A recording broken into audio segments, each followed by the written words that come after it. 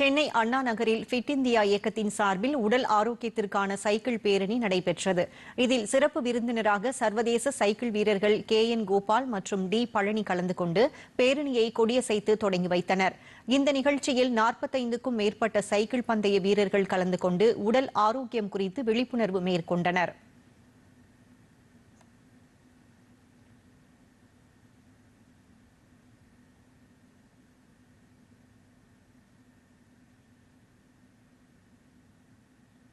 அதைத் தொடர்ந்து பேட்டியளித்த தமிழ்நாடு விளையாட்டு மேம்பாட்டு ஆணையத்தின் தலைமை பயிற்சியாளர் ரோடா பிராங்க்லின், உடல் ஆரோக்கியத்திற்காக தினமும் 30 நிமிடம் சைக்கிள் ஓட்ட வேண்டும் என்ற நோக்கத்துடன் இந்த நிகழ்ச்சி நடைபெற்றதாக கூறினார். சொல்லுங்க, உங்க உறவினருக்கு சொல்லுங்க, உங்க நெய்பர்ஸ்க்கு சொல்லி எல்லாருமே ஒரு ஃபிட் இந்தியாவை கொண்டு வரணும்னு அந்த விழிப்புணர்ச்சியை கொடுக்கணும்.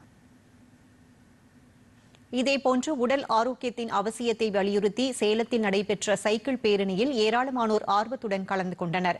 சேலம் மகாத்மா காந்தி விளையாட்டு மைதானத்தில் தொடங்கிய இந்த சைக்கிள் பேரணியில் சிறியவர்கள் முதல் பெரியவர்கள் வரை ஆர்வத்துடன் பங்கேற்றனர். தொங்கும் பூங்கா, காந்தி ரோடு வழியாக அஸ்தம்பட்டி ரவுண்டானா வரை சென்ற சைக்கிள் பேரணி மீண்டும் மகாத்மா காந்தி விளையாட்டு மைதானத்தில் நிறைவடைந்தது.